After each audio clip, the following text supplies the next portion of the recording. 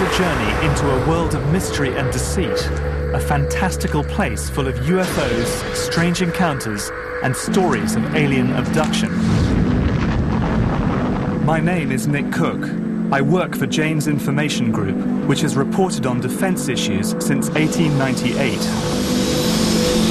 I investigate secret military programs worth billions of dollars, but hidden from public view. I dig out evidence of classified technologies developed by the defense industry and concealed behind a network of false trails. It's my job to find out what really has been flying through our airspace. So from time to time, I examine sighting evidence of unidentified flying objects. Do these sightings offer evidence of top-secret military and defense technology, or do they hold clues to something more mysterious? My plan is to trace the UFO story decade by decade, from early sightings during the Second World War to the mass reports of alien abduction that swept America in the 80s and 90s.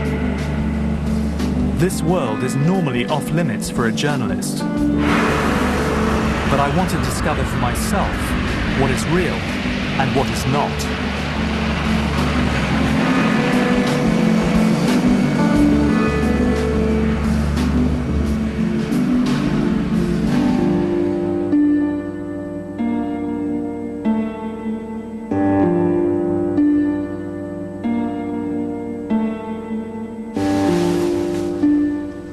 People send me pictures like these every week, and most of them are pretty obvious hoaxes.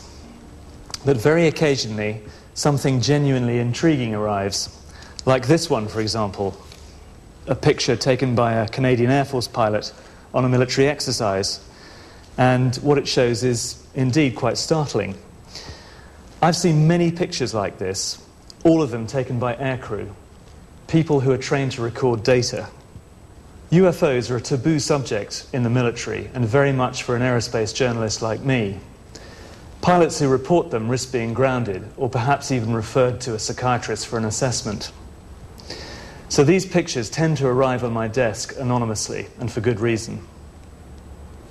But these pictures resonate with me because the matter of who you share airspace with when you're traveling at twice the speed of sound really is a matter of life and death. I've spent 20 years writing about leading-edge aerospace technology. I've probably interviewed thousands of pilots in that time. A handful of them are reporting UFO incidents that are genuinely mysterious. I want to know what it is, though, these men are really seeing.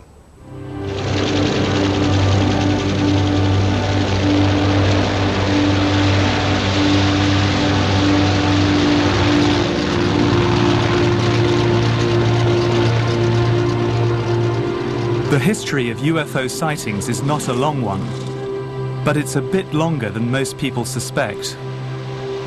To start to make sense of UFOs, you must go back to the 1940s, to the Second World War and these men, and what some of them saw in the night skies over Europe. Allied aircrews described being tracked by glowing balls of light which they called Foo Fighters, after an American comic strip.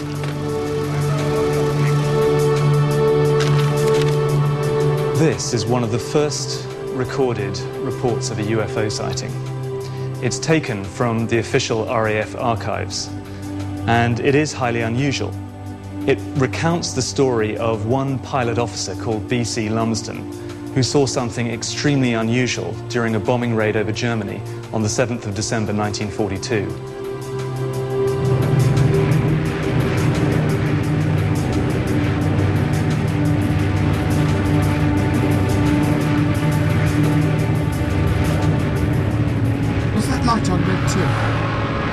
We were cruising at 7,000 feet when we discovered we had company, an orange-coloured light off the port wing. At first I thought it was tracer flak, but discounted this when I saw how slowly and controlled it was moving. What the hell is it? It seemed to be playing with Red 2, diving around the fuselage. Suddenly it turned starboard and headed straight for us. I found it hard to make other members of the squadron believe me. But the following night, one of the squadron flight commanders had a similar experience, with a green light. It's gone, it's gone, it's gone!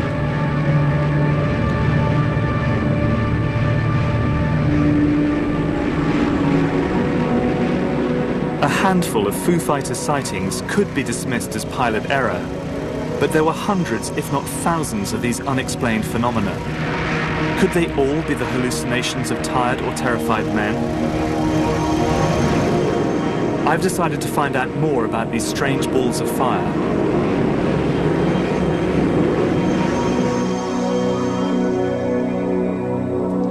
Military historians Dave Clark and Andy Roberts are leading experts on UFO sightings during the Second World War.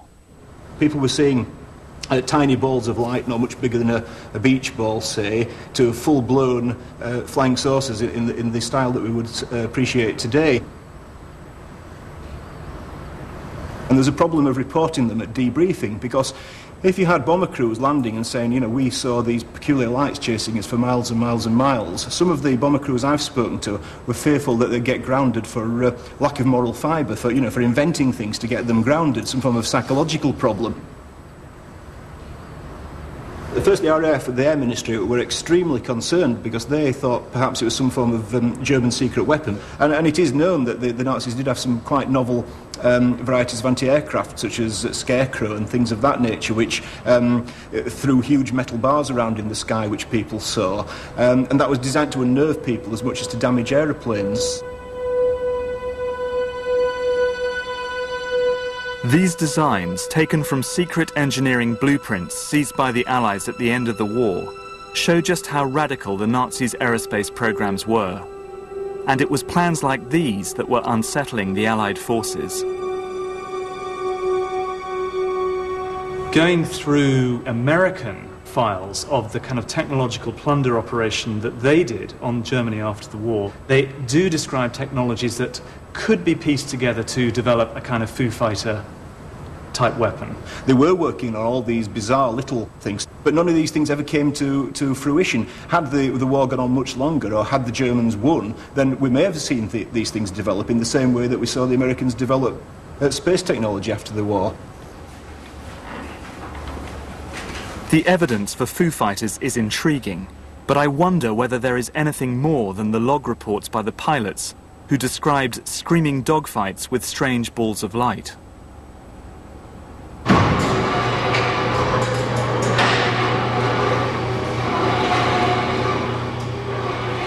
I've come to California to meet physicist and technology historian John Dering. He has first-hand information on the development of Foo Fighters. I interviewed a German aircraft engineer who had actually worked on these vehicles in the prototype stage and in the early phases of production. These were vehicles that were unmanned. They were what we would probably best describe today as unmanned aerial combat vehicles. These were vehicles that were not just sent up for surveillance purposes. They actually had a purpose of remotely controlled to engage the Allied aircraft, the bombers in particular, by basically trying to apply a mechanism that was not necessarily a catastrophic destructive effect, such as blowing the Foo Fighter up and taking the aircraft down. This was intended to be something that could be reused multiple times. There's plenty of anecdotal evidence that Allied air crewmen saw these things over Germany, but what about hard evidence on the ground that this technology was actually pursued by the Germans? One of the reports that I have seen and looked over was in reference to a project in the Black Forest that involved a small vehicle that was specifically intended to be an interceptor for advanced air defense against Allied bombers. Now, that document actually came from a U.S. intelligence officer, and so I have pretty high certainty that that was real.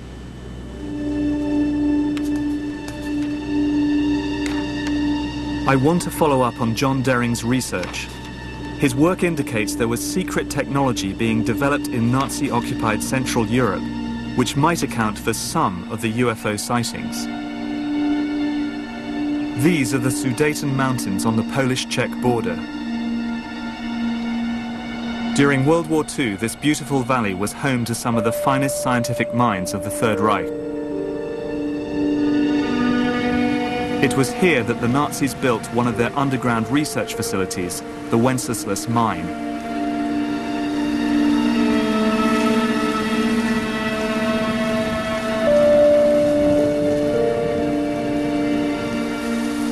I'm meeting Polish military historian Igor Witkowski, who will guide me round the mine, a vast underground complex hidden away from Allied bombs, which Nazi slave labour carved out of the Sudeten mountains. Example of a surface infrastructure being kind of a reflection of the underground facility. It was here, in the desperate last months of the war, that German scientists worked around the clock to produce Kriegensscheiden, the war-winning technology that might produce a stunning knockout blow, even as the Nazis were being pushed back towards Germany.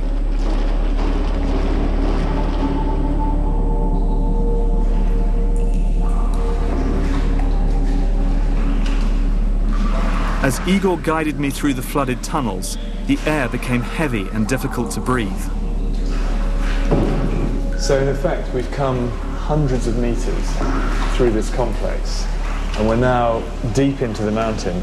Not hundreds of meters, but several kilometers, in fact. This is several kilometers into the mountain. Yes. And this would have been a highly secure, impenetrable assembly site. Exactly, and the secrecy around this place was very exceptional, so that the Allies never found out about it. Almost nothing exists of the original mine. As the Nazis retreated in 1945, they sealed most of the tunnels, leaving the advanced technology buried beneath impenetrable walls of rock.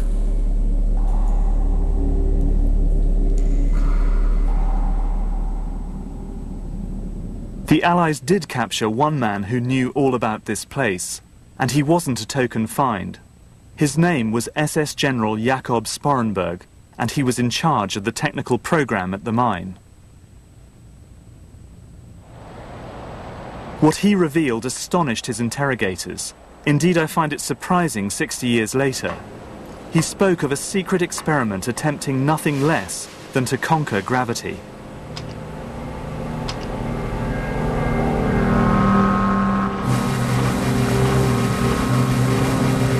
He described a bell-shaped device that needed enormous amounts of electrical power.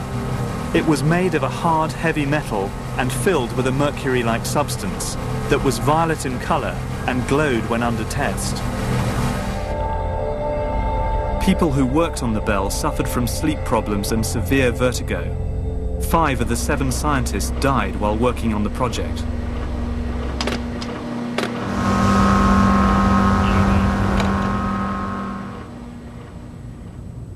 In a memo to Hitler, the scientists wrote, "It is in our opinion that the scientific results ascertained from our experiments with the bell are truly decisive for the war."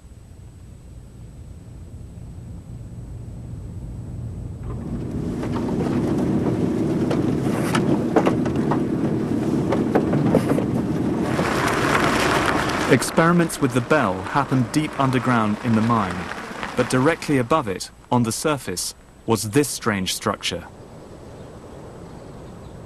Called the flytrap, it first showed up on an Allied aerial reconnaissance photo in 1944.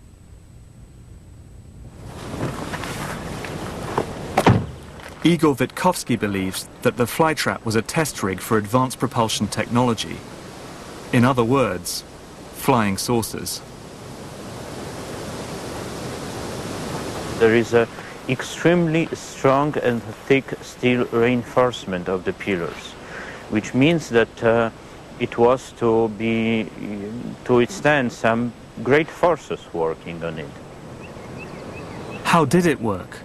We don't know exactly, but we do know from Sporenberg's evidence that the bell was a revolutionary device, and the flytrap, designed as its test rig, was fed with underground cables running to the heart of the structure. So the cabling led down here, right away from the power station over there. Yes, up to the flytrap. Right. It was well, they're actually virtually filled with high voltage cables. as thick as an arm.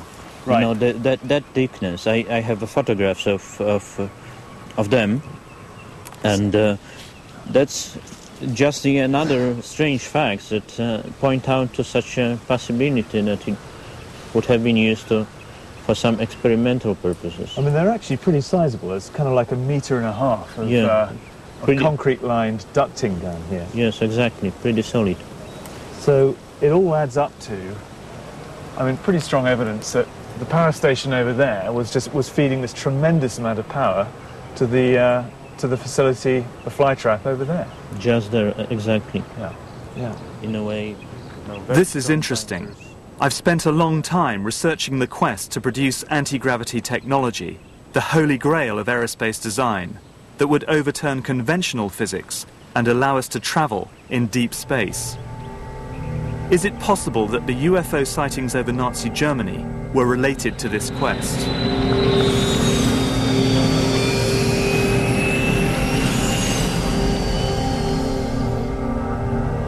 There is a sense here that the Germans were engaged in very highly classified work, and that possibly they were engaged in anti-gravity type programs. What I do know is that many of these bizarre projects like the Bell did not remain in German hands. At the end of the war, they were plundered secretly by the American High Command and taken to the States.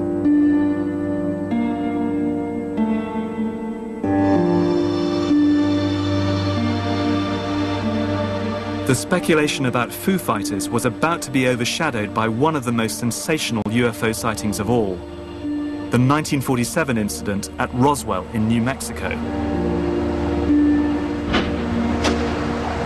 That's where I'm heading next.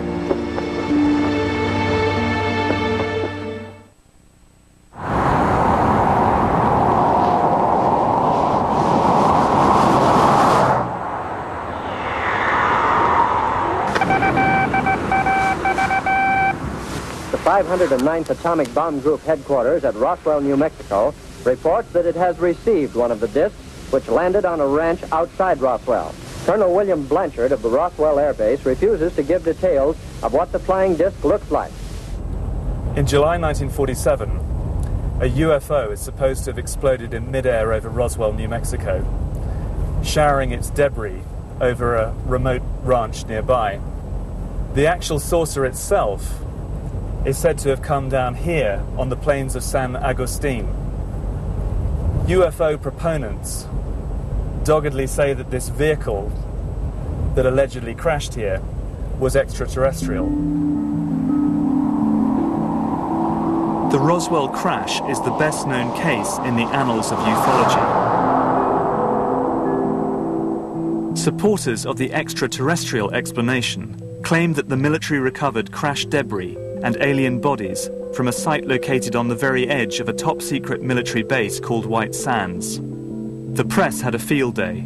Reports of a crashed disc hit the headlines, and Roswell quickly became a national controversy.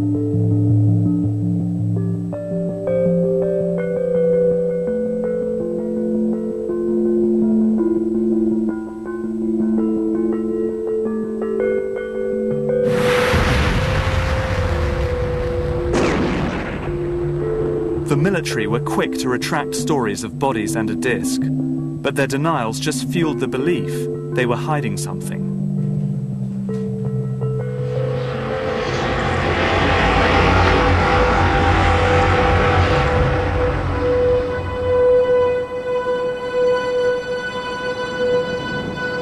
The rumors about Roswell refused to die.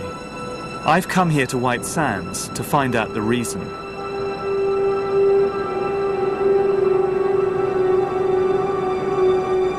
There's something strange about the sky here. I'm over 5,000 feet above sea level, and the air is crystal clear. I've come to meet Mike Smith and Wayne Matson, two former Air Force officers who have lived in the area for some time.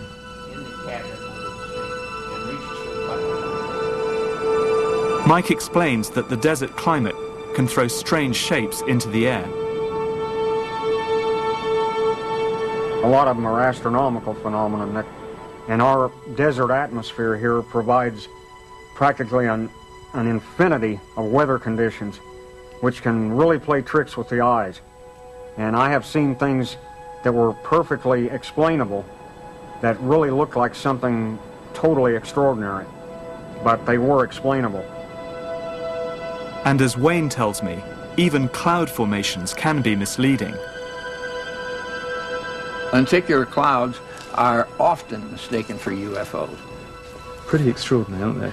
Lenticular clouds the wind comes hitting the mountains, swoops up, and as it goes over the top, the clouds form. I have seen a half a dozen UFOs, lenticular clouds that were one, about a minute later, a second one, and so on. The cloud story may explain some of the unusual sights witnessed in this area, but it doesn't begin to account for the Roswell incident. Debris was recovered from the crash site, so there is physical evidence that something did come down on the plains of San Agustin. But the mystery surrounding Roswell comes from the fact that the US Air Force changed their version of events 3 times. One of those stories was linked to a covert military operation flying out of the Roswell area. Duke Gildenberg ran a secret program called Skyhook, designed to fly balloons over the Soviet Union, with spy cameras attached. The Skyhook balloon wasn't born until 1947, and therefore, when it first appeared, and for the first 5-10 years, it was a new sight in the sky. Holloman Air Force Base, then Alamogordo Air Base, was the prime launch site for the United States Air Force, and it happens to be just upwind of Roswell, so when the balloons would climb out, even if they were going to go 1,000 miles the other way, the initial climb out would be in the direction of Roswell, close enough to see, even if they get right overhead.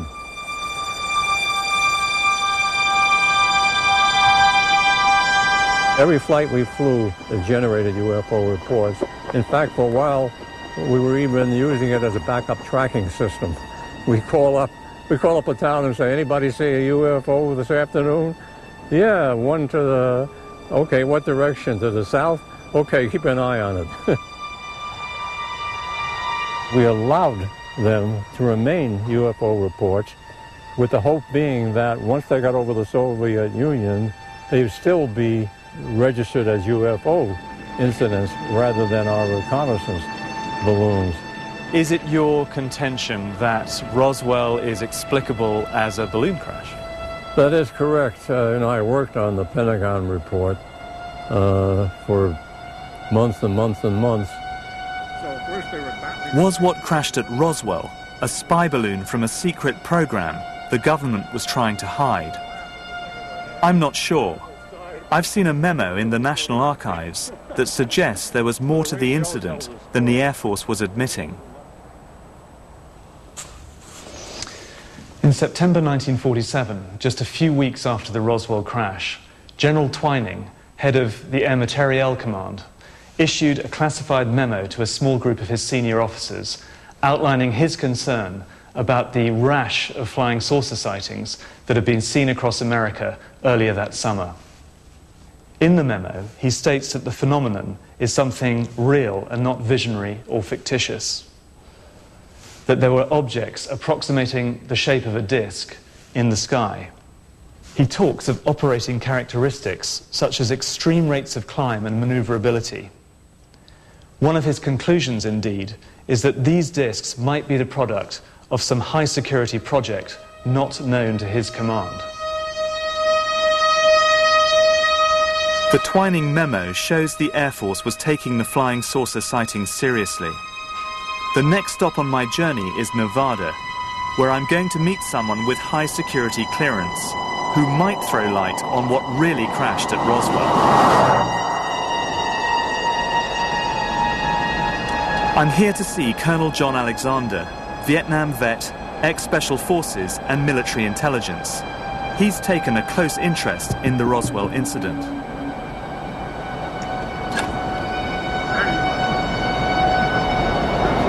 Part of the problem has been the government itself. On Roswell, they have been less than forthcoming. They've been caught time after time just overtly lying to the public. And so the government's credibility in this field is pretty damn low. So you can't, they can't come out and say, well, here's the truth today. Do you think that these vehicles have crashed to Earth, and do you think that the US military has recovered them? No. Why not? Why? I'll tell you why not, and this is where I get in trouble with everybody. I looked.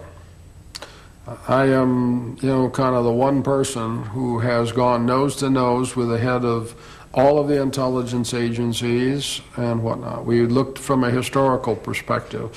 I can mention now that Edward Teller was one of the folks who was interested in my work in other fields. Edward Teller. He was the assistant director at Los Alamos National Laboratory and father of the H-bomb. If alien technology had been found by the military, he would surely have known about it. I actually had him over for dinner. We had this discussion. He was not opposed to the notion of UFOs. We always said if 5 people knew at that time, Teller would have been one of them, because understanding energy, and he was the one who was working on the most advanced energy source known at the time, and you get the absolutely not. So Teller told Alexander that whatever crashed at Roswell, and something certainly did, it was not extraterrestrial. Not a balloon, but a different secret program? Perhaps what really crashed at Roswell is related to the work of the German scientists during World War II. I'm going to examine an American operation to capture these scientists and bring their technology to the US at the end of the war.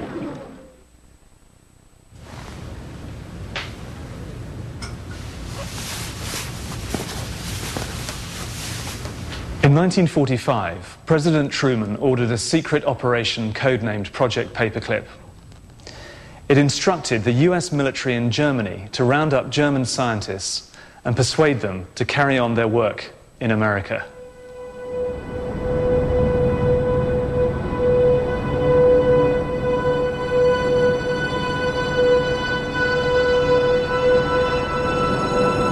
This is where most of the Paperclip scientists ended up. White Sands Missile Range in New Mexico, a top-secret base surrounded by a no-go zone the size of a small country. Probably well over 2,000 scientists were brought to this country. I have a listing, which I got from the Air Force History Office, of all the scientists that were brought to Wright Field. And nearly 200 top-of-the-line scientists were brought to Wright Field. The Germans were anywhere from 5 to 15 years ahead in certain areas. For instance, you think of the V-2A4 missile, not intercontinental at that time, but a first ballistic missile. That was a huge step at the time. I've visited this area many times, and its power and beauty never diminishes. It's a strange mix of primitive landscape and high-tech doomsday hardware tucked into the southwest corner of America.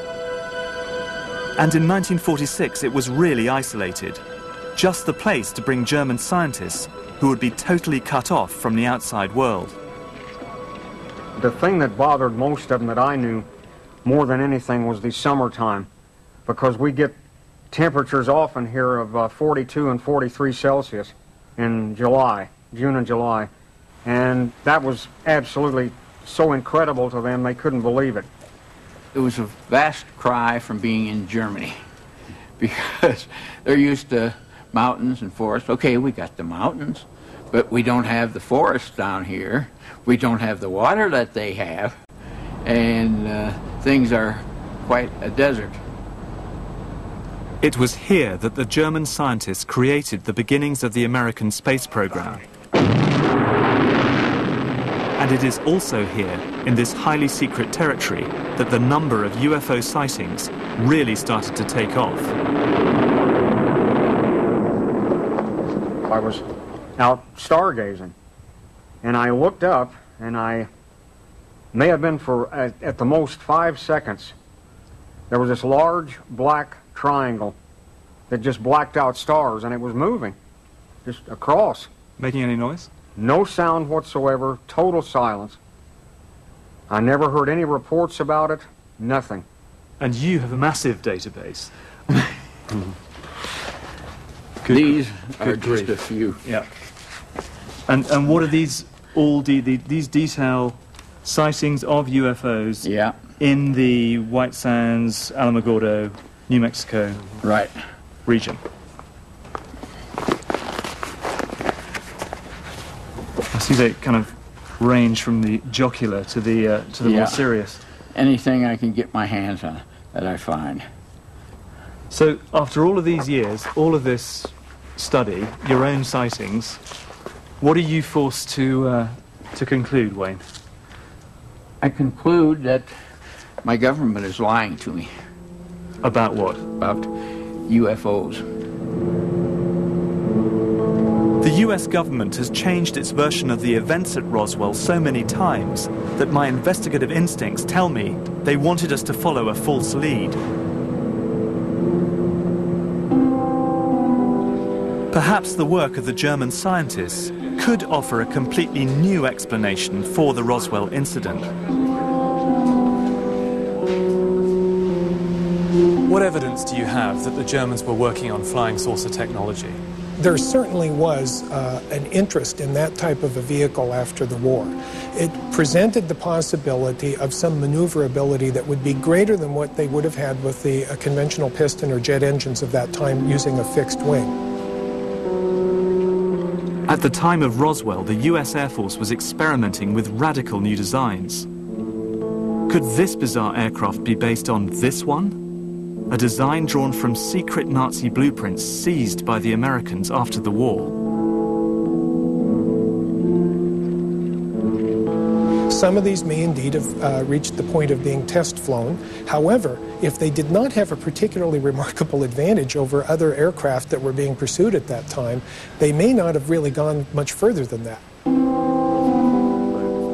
Perhaps the Roswell crash can be linked to the work of the German aircraft designers quartered at White Sands in 1947. I think it's very possible that what crashed was a secret prototype based on these radical designs. But I can't prove it.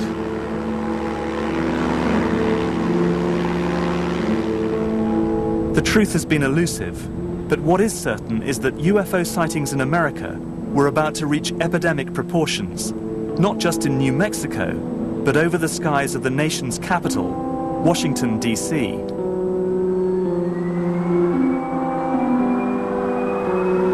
Sightings made headline news across the country, and the government was forced to act. Within 3 years of Roswell, public concern caused President Harry Truman to address the country on the subject of UFOs. Oh, yes, we discussed it at every conference that we had with the military. There's always things like that going on. Flying saucers, and they've had other things, you know, if I'm not mistaken. Flying saucers have invaded our planet. Washington, London, Paris.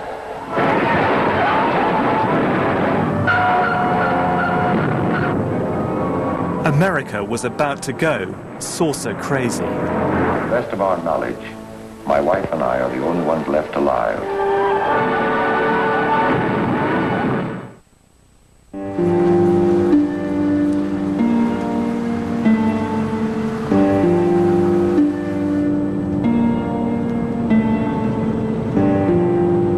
The 1950s was a time of high tension in the Cold War. As nuclear annihilation threatened, there was also a huge jump in UFO sightings across America.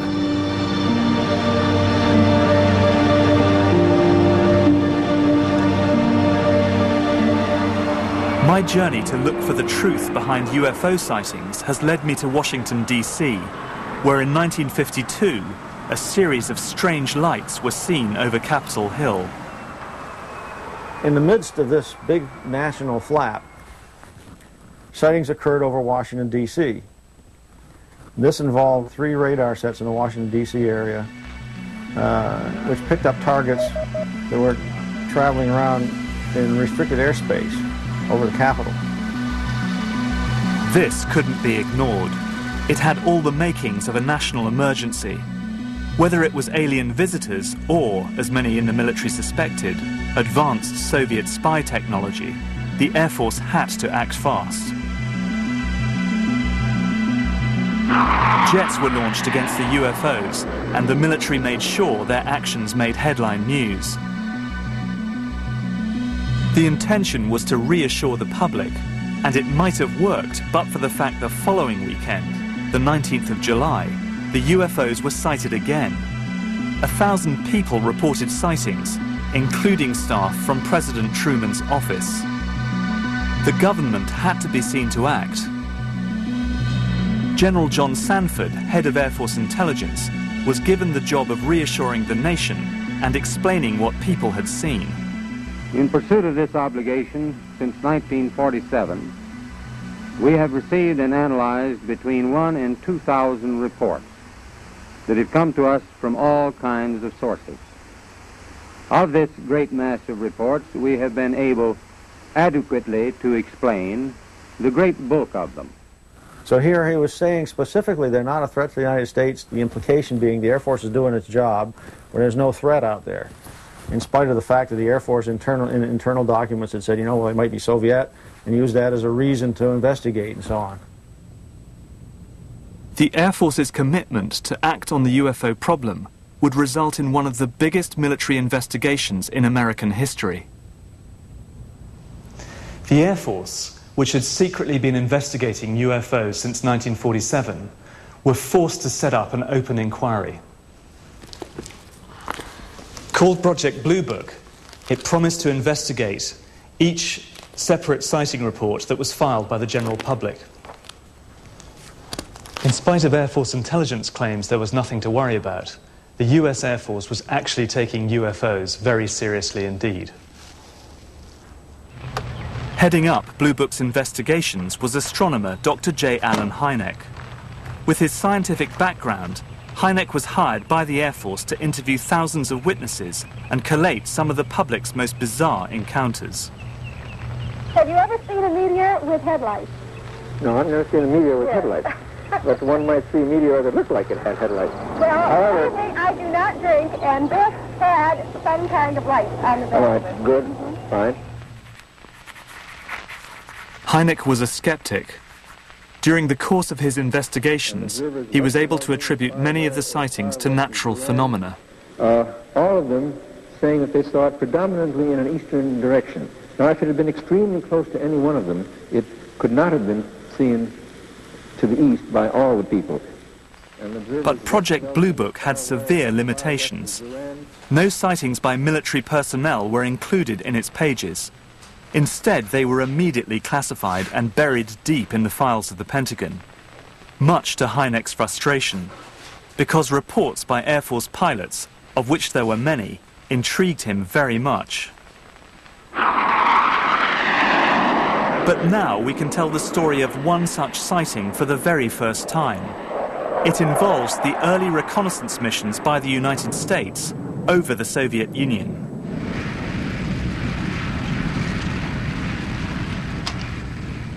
During the 50s, Major Thomas Hanley was a radar operator and one of the first Cold War spies in the sky. When you're flying, you are always aware of anything in your airspace. One particular night, the aircraft commander saw a bright light coming towards us. And all of a sudden, the light just went immediately to the other side of the aircraft. So we played cat and mouse with it, whatever it was, for an hour anyhow. But the ground was recording it, and they would lose it too on occasion. So there was something out there, something very strange. It was performing not like a normal aircraft would would perform. It was just too fast and too maneuverable. I'm certain something different was out there, but I have no idea what it was. The problem for the US Air Force was that this man was extremely credible. He was one of their surveillance specialists, highly qualified and working with what was then state-of-the-art technology.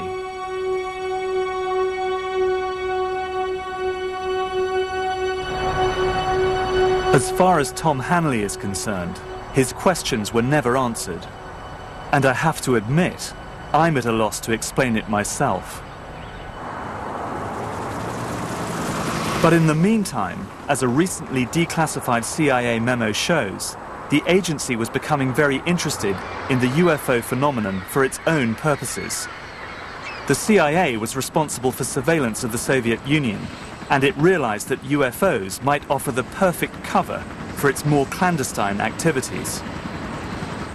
This is a memo written by Walter B. Smith, the head of the CIA at the time. And it's important because it shows that the CIA were happy to leave the US Air Force with the problem of analyzing each UFO sighting. I suggest, Smith says, that we discuss at an early board meeting the possible offensive or defensive utilization of these phenomena for psychological warfare purposes. This is a pretty stunning document, but when you read something like this, what you've got to keep in mind, first and foremost, is its context. The context, of course, was the Cold War and the struggle between America and the Soviet Union.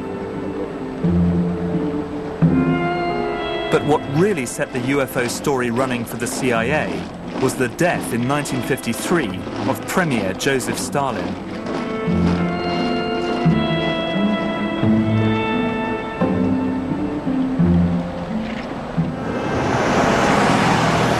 I'm in Washington to meet Melvin Goodman, former senior analyst at the Soviet desk at the CIA, who can tell me exactly how the CIA set about manipulating the UFO story in order to gain the upper hand in the Cold War.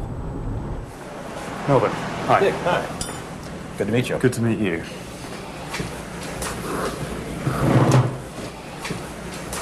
Eisenhower had only been in office for 2 months, and Stalin died rather suddenly. And Eisenhower called in some of his major people, not only policy people and political people, but intelligence people. And so he went around the table in terms of what do we know about the Soviet Union, what do we know about the contenders for power, what do we know about the direction the Soviet Union might take in its policy. And he asked people who were also there from the CIA. And not only was there no speculation on what it would be like in the Soviet Union, and would the Soviet Union be more or less threatening to the United States, there was no intelligence collection. And I really think it was out of that discussion and that event that the beginning of the ideas that led to the U-2, the ability to conduct surveillance of the Soviet Union from the air with a high-altitude spy plane, I think it began with the turning point of Stalin's death and no understanding of what it meant for the United States. This is the U-2. It's the direct result of American intelligence coming to terms with how little it really knew about post-Stalin Russia. We can't make sense of what happened next in ufology without trying to understand this once highly secret machine. It triggered a wave of UFO sightings all across America. What was needed were certain cover stories. What do you do when people are spotting aircraft and then telling reporters that they've seen something very unusual flying out of an airbase in Nevada? And frankly, this was the origin of a lot of the sightings that took place in the mid-50s, 1954, 55, 56, of unidentified flying objects, the UFOs. So the CIA was involved in encouraging people to believe that, yes, they saw UFOs, and the CIA and the military tried to be very helpful to reporters to get these stories out, to divert the attention of the country, and particularly the people in this region, about what they had actually seen. We believe that UFOs are real, that they are from outer space, and that they are intelligently controlled. and then it went into a small cloud. Again, we spotted as it came out of the cloud, and very shortly after that, it quickly disappeared. Traveled apparently on this side of the tower. The CIA's strategy of encouraging public belief in UFOs seemed to be working, and the U-2's development and deployment was hidden behind a smokescreen of disinformation. With a flying object of some sort that could hover, and such as I've never seen before. Right here is where this flying saucer, this UFO landed. Right here about where I'm standing. And it was a big, huge thing, and I wondered what the heck it was. And within 2 or 3 seconds, it was out of sight. That was in the southwest, and easy, you might think, to dismiss out of hand. But this isn't. Life magazine, a highly respected part of the American scene in the 1950s.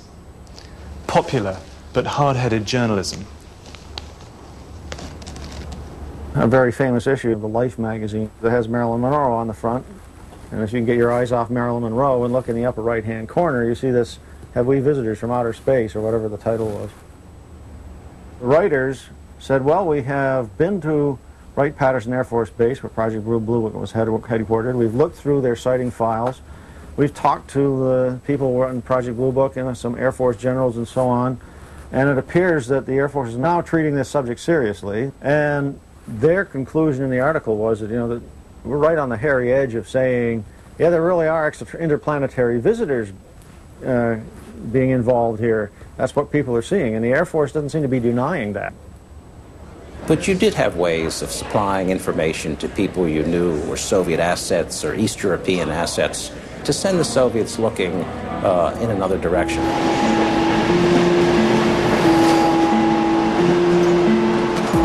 The real targets of the flying saucer fever were, of course, the Russians. What did they make of the UFOs, I wonder?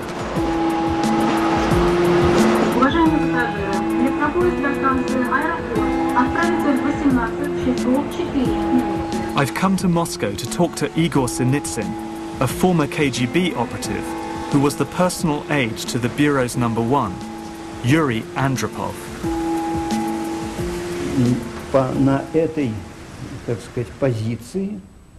While in this position, I once had the chance to acquaint myself with a document regarding UFOs, which had been prepared by one of the military intelligence officers. So, when I read this series of articles on UFOs, I decided to give it to Andropov to read.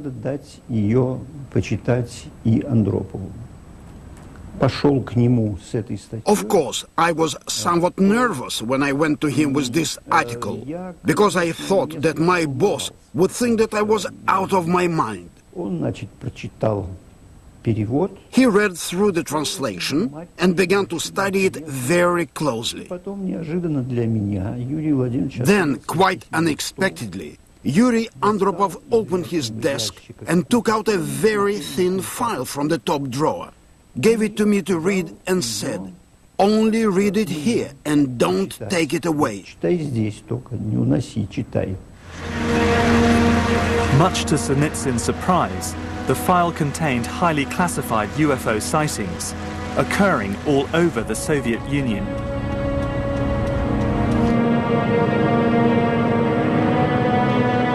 What people saw behind the Iron Curtain was what the CIA wanted them to see. Not classified American technology, but something from outer space. The CIA cover story worked. But back in America, the UFO story was about to enter a new phase. A reliable witness reported a clear sighting of a UFO and its alien occupants. The first convincing close encounter of the third kind.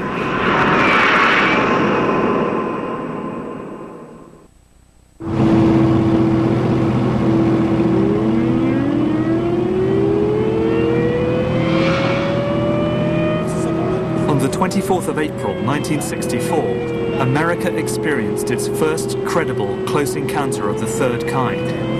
Officer Lonnie Zamora was driving along a quiet stretch of road skirting the edge of the White Sands missile range in New Mexico. What the hell was that? Suddenly, he caught a glimpse of something strange in the sky.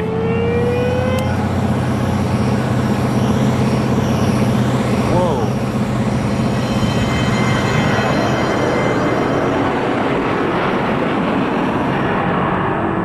He left the road and set off for the desert, following the craft.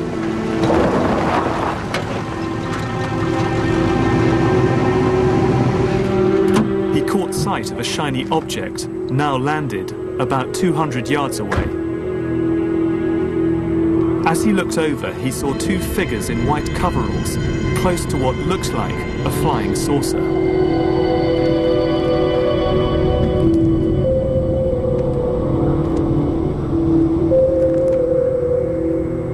Suddenly, without warning, the craft took off and headed straight for him.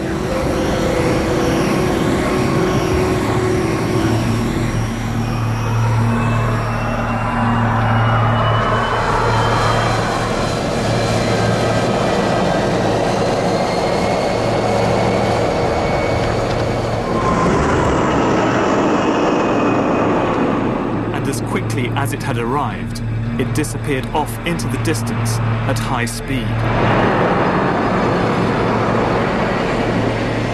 This statement by Lonnie Zamora is one of the most intriguing UFO reports on record. It made headline news at the time. Everyone acknowledged that Zamora was a first-class witness, a police officer, a man not prone to exaggeration.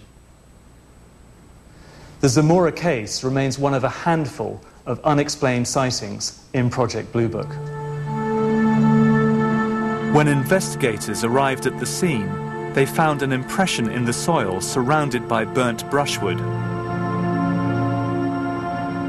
Zamora was so distraught that he insisted on seeing a priest before handing in his report.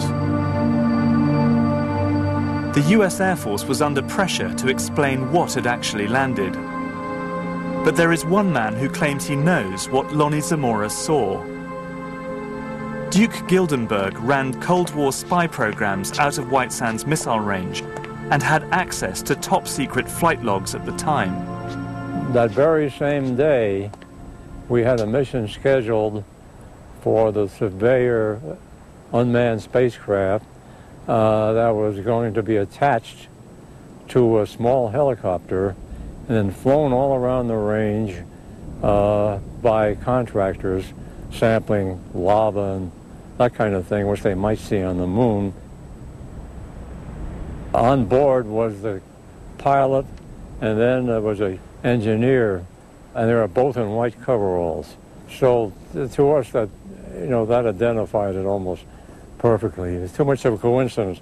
Two guys in white coveralls that were doing the mission anyway, and then the sampler, which left a print in the dirt that was identical to what it later left in the moon. I'm not at all convinced by Gildenberg's explanation. Zamora was a trained police officer, and I'm sure would have known the difference between a helicopter and a flying saucer.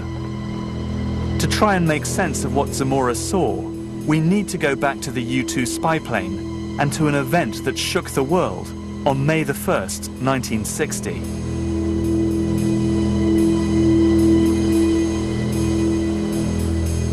When U-2 pilot Gary Powers was shot down over the Soviet Union, Cold War tensions intensified.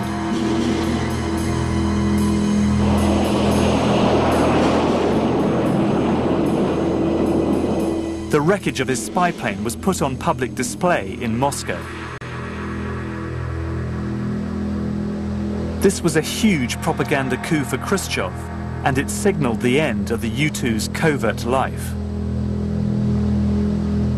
It was understood very early in the U-2 program that it wouldn't be able to fly safely over the most denied areas of the Soviet Union forever. Best, it was given a few years.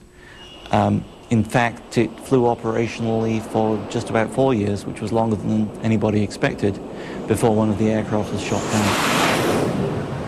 The CIA launched an effort to produce a more workable aircraft was similar or better performance, and one that would be so fast and so high flying that even the best missile technology that anybody could be looking at in those days would have a very hard time hitting it. Richard Bissell was head of the CIA's overflight program between 1956 and 1960, set up to monitor the USSR at the height of the Cold War. He was the man who was given the job of replacing the U-2, and he had a radical idea about how to do it. We see here that he's urging his technical department to design a new aircraft for reconnaissance missions over Russia. According to Bissell, who had a very good grasp of the technological challenges, the optimal shape for that vehicle would be saucer-shaped. The Avrocar, which appears for all the world to be a flying disc. It wasn't just Bissell who had flying saucers on his mind. Just across the border, Avro, a Canadian-based company, had recruited talented British aerospace designer John Frost to work on a flying saucer. Frost was a visionary, and under his leadership, the company began experimenting with disc-shaped craft. Called the Avrocar, it was a handful to fly and could barely get off the ground, but it caught the eye of the United States Air Force. They bought all rights to the project, and then it simply disappeared. Nothing more was heard or seen of Avro's saucer designs for over 40 years. But flying discs did not die with the Avrocar. Buried in the depths of the US Air Force archives, I've discovered some blueprints which reveal something quite fantastic, a supersonic saucer. Called the Silverbug, it was truly revolutionary. The plans show in detail a multi-jet engine craft that boasted amazing maneuverability and speed. It's an intriguing thought that this concept may tie in with the work of the German scientists who brought saucer technology to the US at the close of the Second World War. I believe Silverbug could explain what Lonnie Zamora witnessed in the New Mexico desert in April 1964. His description of a silver disc-shaped object appears to fit the Silverbug profile. It's clear that a host of covert technologies were being developed by the Air Force during the 1960s. Some of the strange UFO sightings might be explained by activities at a secret base here in Nevada. So secret that, according to the Pentagon, it still doesn't officially exist.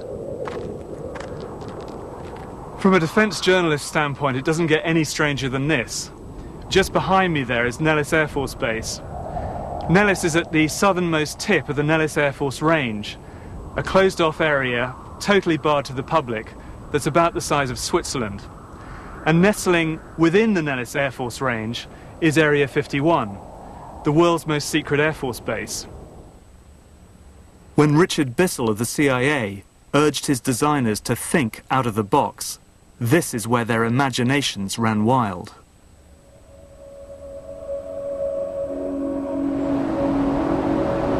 It's the testing ground for the US Air Force's most secret technology.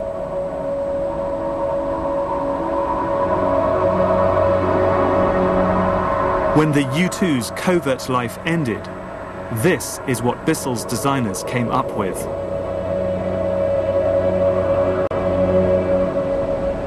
The Blackbird is the apex of aerospace technology. When the forerunner of this aircraft first flew, the CIA's A-12, in 1962, from Groom Lake, otherwise known as Area 51 in Nevada, its mission, and the aircraft itself, was super black. That is to say, it was a super classified aircraft. It's very easy to imagine how anyone catching a glimpse of this aircraft in 1962 might have mistaken it for a UFO. Everything about this aeroplane is strange. It's black, its shape is extraordinary, and its speed, of course, in excess of Mach 3, that's 3 times the speed of sound, would have made it one of the most extraordinary sights that anyone could have seen at that time.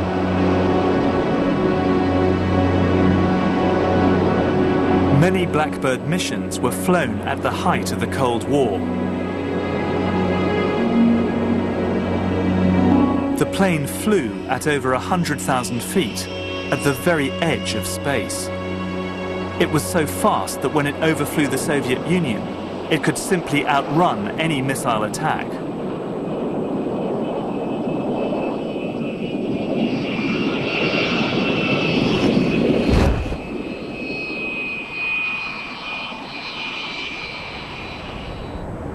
But it wasn't so much American spy planes that were worrying the Russians.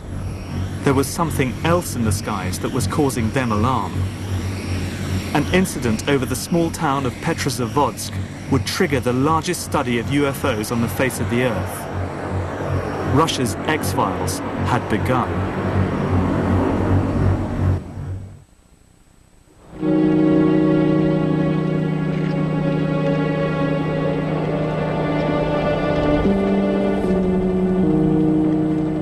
On September the 20th, 1977, high over the Russian town of Petrozavodsk, a group of soldiers were on routine maneuvers.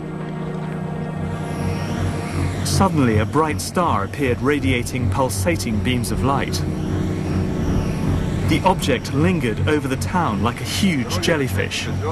After a few minutes, it wrapped into a bright half disk and shot off.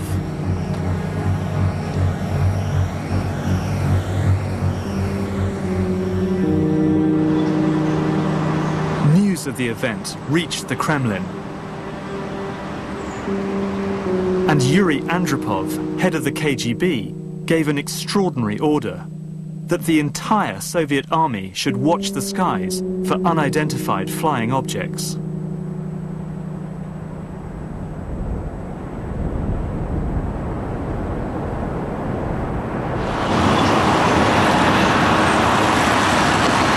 I'm in Russia, on my way to meet the two men, Colonel Boris Sokolov and Dr. Yuli Platov, who were ordered by Andropov to coordinate the whole operation.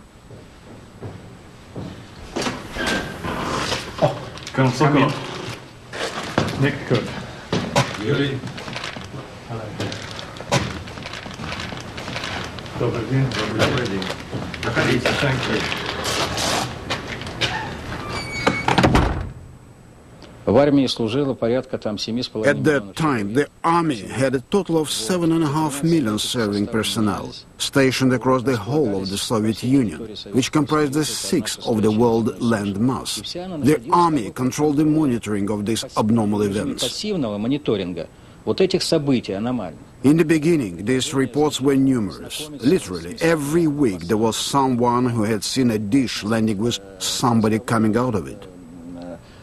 Even when a sighting was not considered sensitive, it was still stamped top secret.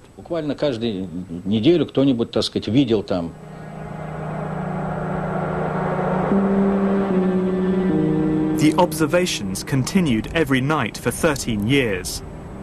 No other nation has conducted such a long and thorough research program into unidentified flying objects.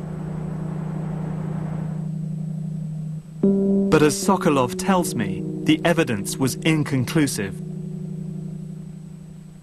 I would like to say that it is absolutely certain that in those 13 years there was not a single report of anybody's contact with aliens.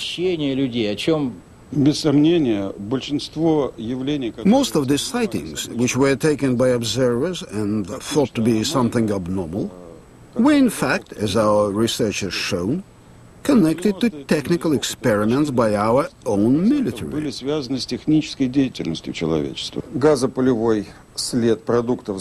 And as Dr. Platov explains, even the Petrozavodsk incident, which led to Andropov's UFO surveillance operation, was nothing more than a secret missile launch. That the strange lights and jellyfish-shaped object was in reality the burning rocket engine and its exhaust plume. But not every sighting could be so easily dismissed.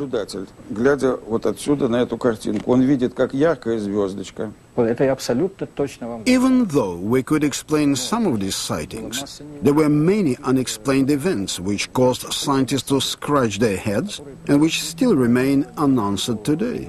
Физики, которые ответа так до сих пор нету. For some, these inexplicable sightings fueled concerns that the United States military was developing a radical piece of aerospace technology, something that behaved and looked like a UFO that could fly undetected into Russian airspace.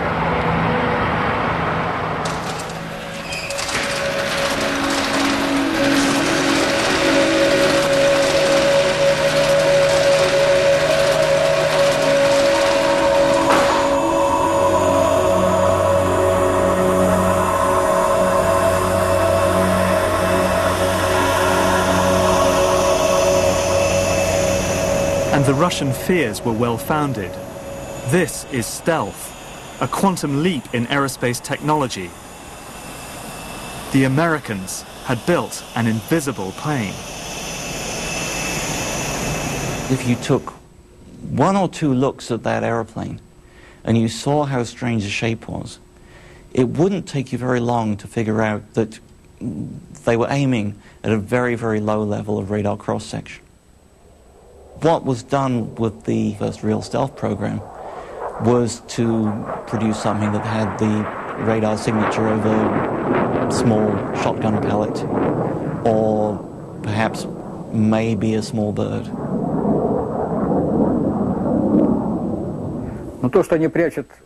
My view is that it was advantageous for the Americans to keep up this kind of hype regarding UFOs.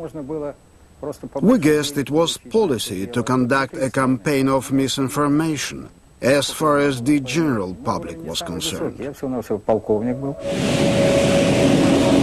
Stealth was an enormous breakthrough, and nobody out in the wider world really believed it was possible. Nobody could even imagine that it was possible to do that.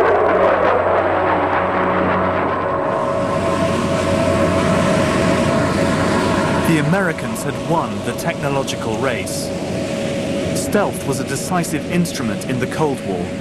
Secrecy was vital, and the US were able to hide the existence of stealth from Soviet surveillance for more than 10 years between 1977 and 1988.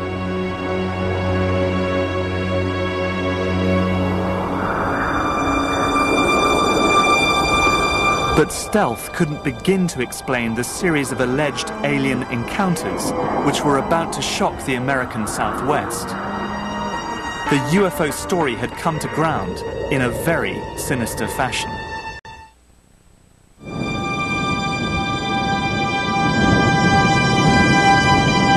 This is New Mexico, an area that has witnessed UFO sightings since the 1940s.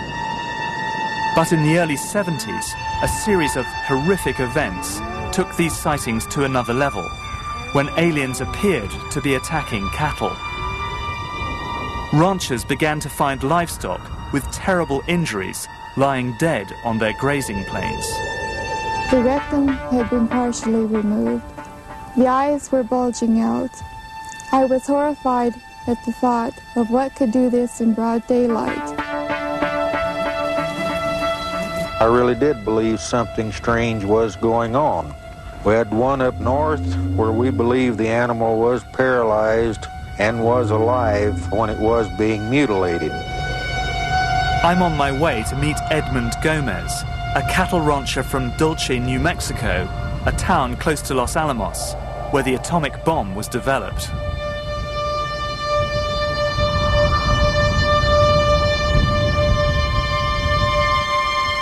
We met up and headed out to a desolate corner of his ranch.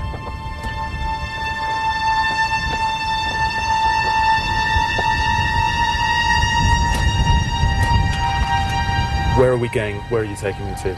I'm taking you to our animal graveyard.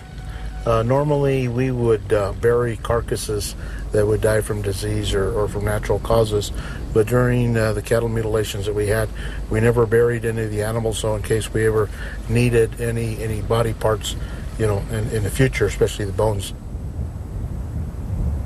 The mutilations themselves took place over quite a time period, didn't they? Yes, they on our ranches from 1976 through 1982, approximately. When you found a mutilated cow, typically what kind of wounds would you find on the animal? The rectum had been cored out, the lower lip had been removed, and the reproductive tract also had been removed. The organs that were removed precisely without spilling of any blood, and it was very, very neatly done. Many of the ranchers believed the cattle mutilations were the result of UFOs, that aliens were dissecting the animals for experimentation.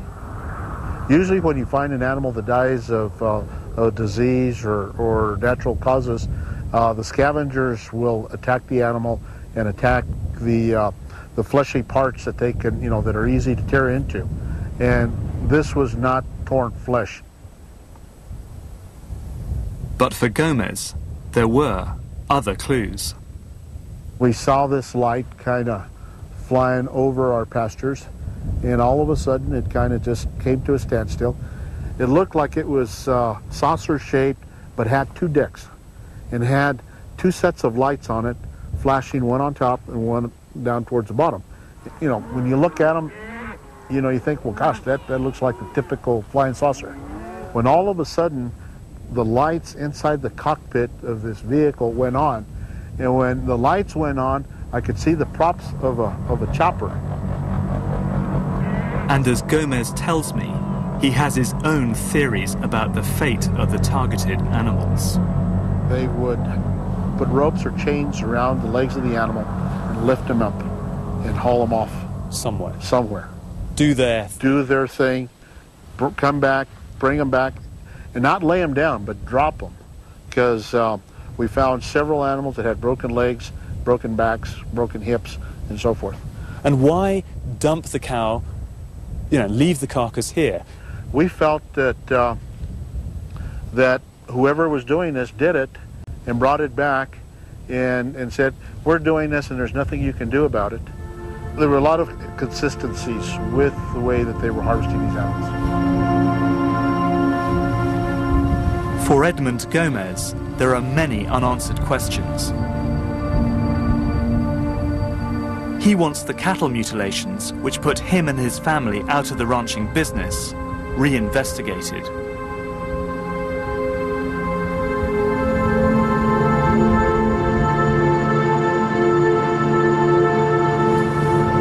Well, I think Gomez's hunch that this was some sort of covert testing activity was bang on the money.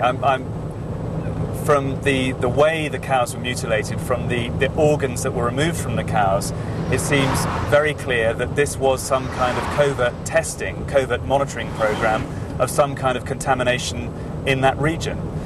It also seems very clear that someone is trying to put in some kind of linkage between this mutilation activity and UFOs, trying to dress helicopters up, for instance, to make them look like UFOs in an area where people are very superstitious, very fearful of things they don't understand. So it's clear to me that some kind of disinformation campaign is going on, but the reality is whatever was going on up there has nothing to do with extraterrestrials or UFOs.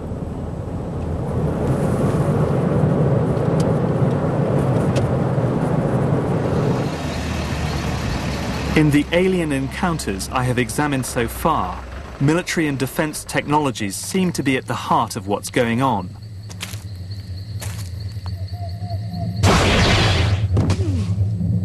But parallel to these stories are other reports of more direct encounters between aliens and humans, which seem to be of a wholly different order. These are the chilling first-hand accounts of alien abduction.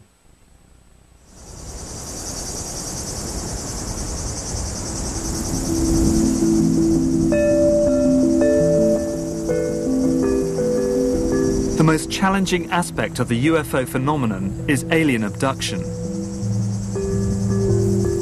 Throughout the 80s and 90s, stories of abduction swept across the US.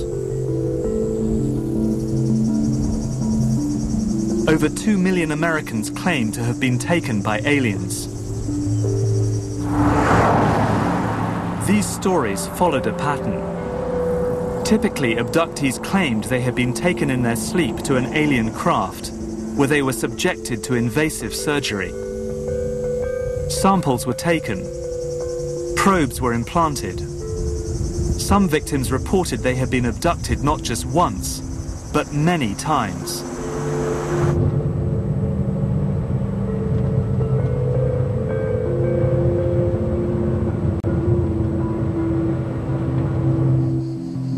I've come to meet Travis Walton. He was the first alien abductee of this epidemic, and his story, which was widely reported, had a powerful effect on the public imagination. I caught up with him near the Apache Sitgreaves Forest in Arizona, where the whole incident unfolded.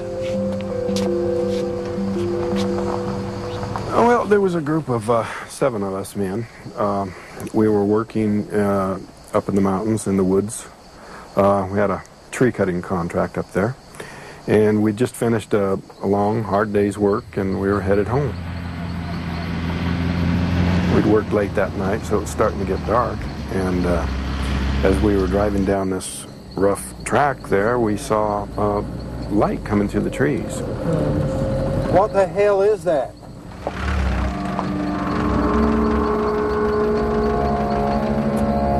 Travis, man! What the hell are you doing? Come back! Travis! Back then, you know, I was a kind of a wild sort of a guy. You know, I was showing off, you know. It was stupid.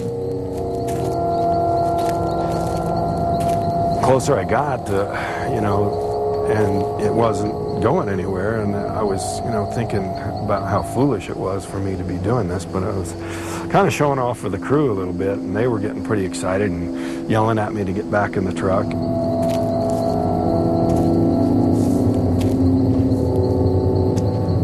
When I got up to it and I was standing there looking up at it, the sound suddenly got louder and it started to move, and it was making this sort of a rocking motion. And right at that instant, something hit me.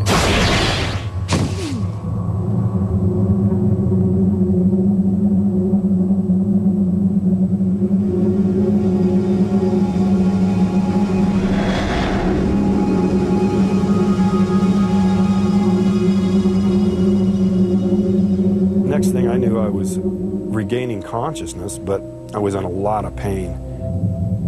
I saw these forms over me, and when I finally got it into focus, I could see this creature looking at me, and I just flipped out.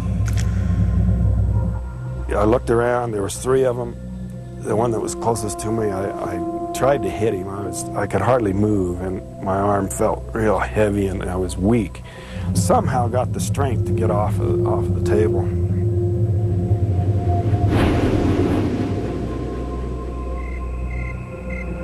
Several nights later, Travis Walton reappeared, dazed and confused. I didn't know how much time had gone by, and there's something in the conversation, you know, made that apparent to them. They said, "Hey, feel your face," and I felt, and I had this, you know, week's growth of beard, and I was just totally shocked by this. They said, "You've been gone 5 days." I had enough trouble just dealing with the reality of this incredible thing that had happened to me, you know. It was just so hard to explain what I'd been through, and there was nobody to relate to, and, you know, 29 years ago, there was nobody to turn to, and I was just on my own.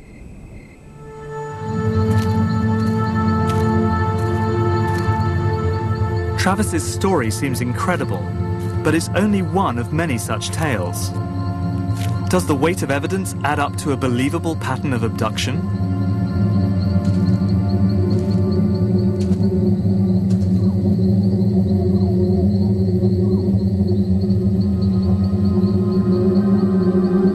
Anthropologist Charles Ziegler has studied many abductee testimonies. These people were not mentally impaired. Many of them were, in fact, highly trained. They believed these things. It gave them the same kind of satisfaction that religion gives other people. The notion that we're not alone, that there is some entity that's looking after us, that there's a better place waiting for us when we die. The chief skeptic of all, Dr. J. Allen Hynek, who investigated UFOs for the US military, also became a believer. There were just too many cases that baffled him during his military work. It was Hynek's interviews and expertise that formed the basis of the 1977 film, Close Encounters, directed by Steven Spielberg. I think that we're all interested in having in the re-enchantment of the universe. We want to feel that there are transcendent things out there that we're not aware of and that bode good for the human race somehow. I think this is just a natural human feeling.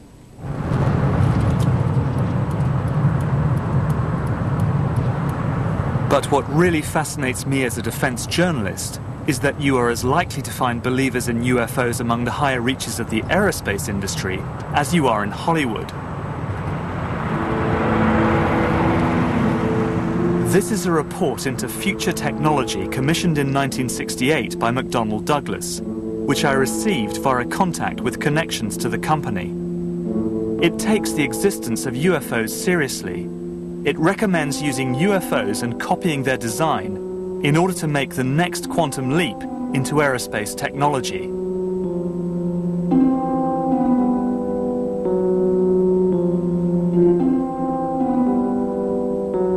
Some UFOs may be extraterrestrial vehicles.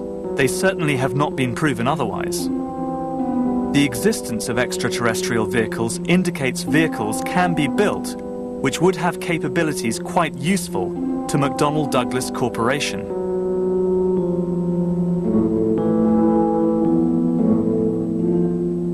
The report even suggested interviewing contactees to gather data.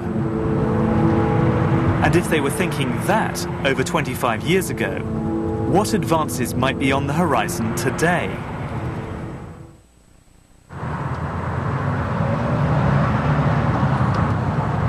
What I've learned during this journey is that UFOs have had a powerful impact on our real-world activities for more than 60 years.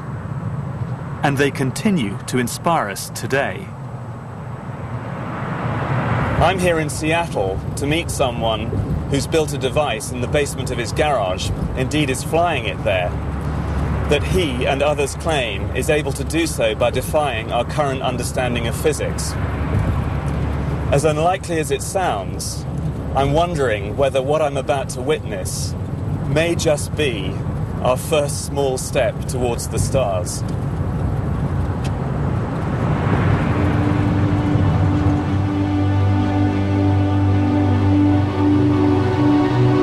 This strange device is made of balsa wood and glue and covered in a layer of aluminium foil.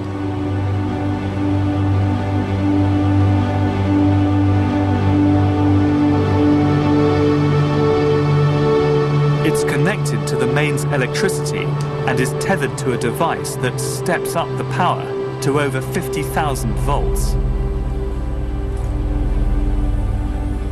As the lifter's inventor, Tim Ventura, winds up the mains, the airframe buzzes with electrical activity.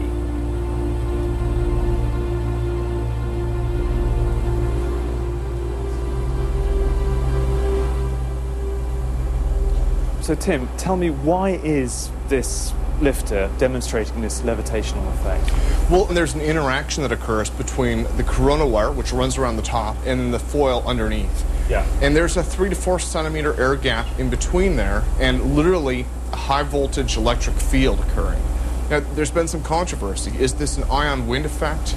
Is it the high voltage literally taking air molecules with it and creating an upward thrust? Or is it something more? Nobody knows for sure how the lifter flies, but one popular theory is that high voltage current flows between the wires, suspended on the top of the craft, through the air, down to the aluminium foil wrapped around the frame. The current literally drags air molecules down with it, creating a downforce called an ion wind, which provides the thrust needed to lift the airframe skywards. This technology, not just the lifter, but this whole scope of technologies, is almost like looking at the internal combustion engine back in the 1800s. We're trying to take it and say, look, these are real technologies. They have the same flaws that any other technology does, but hopefully they can do things that other technologies can't.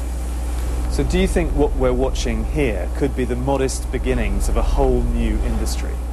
Yeah, I think the lifter is literally sort of like the tricycle, and it may not end up becoming the technology that builds the starships of tomorrow, but it at least shows us that given the right circumstances, given the right power, it will work. I'm nearing the end of my journey, and I feel as if I've come full circle.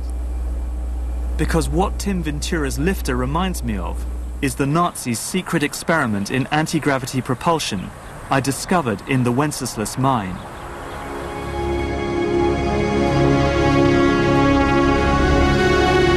So what is the truth about UFOs?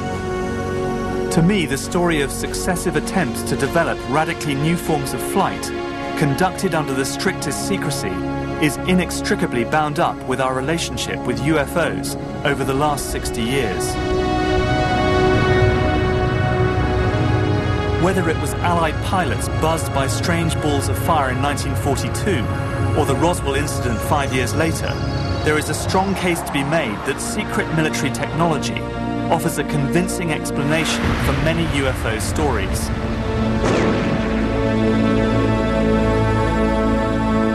For me, what is so striking about Roswell is that it was the first good example of an officially sanctioned UFO disinformation exercise.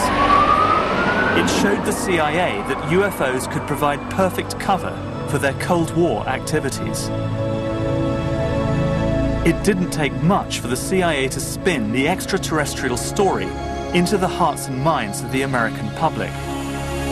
And once it was there, all manner of experimental technology could, if it was spotted, be put down to the UFO phenomenon. But there are some cases I just can't explain.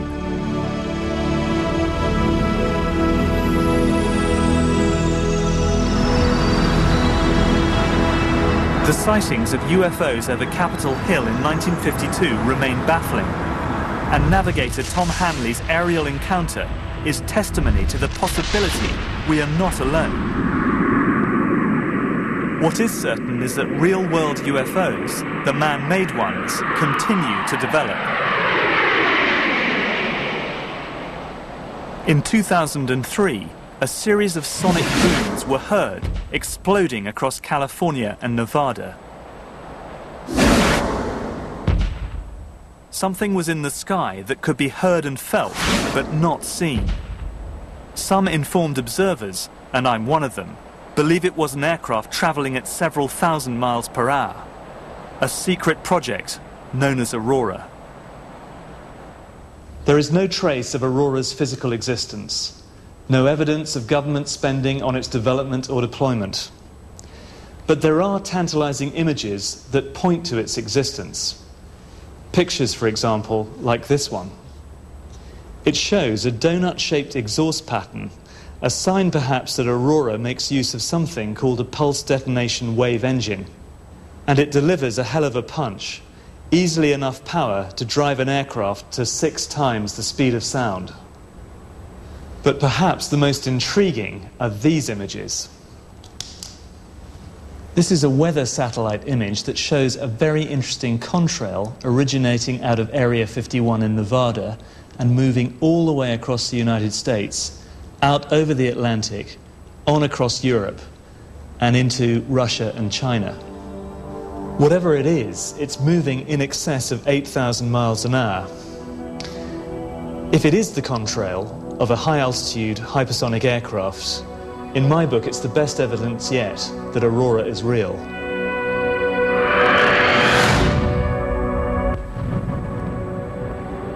And Aurora's flights will probably give birth to a new wave of UFO sightings. Because whether aliens exist or not, many of us want to believe in them. Perhaps the only way we will ever find out for sure is if we make the leap into deep space ourselves. That day may come sooner than we expect.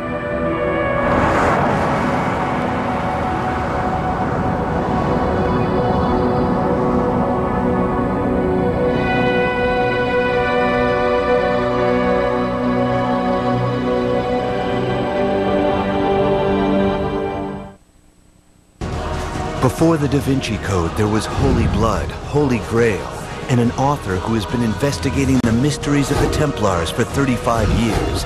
Bloodlines, knights, and sacred geometry are all explained by the man behind the Da Vinci Code, part of Da Vinci Decoded Week, tonight at 8 on the History Channel.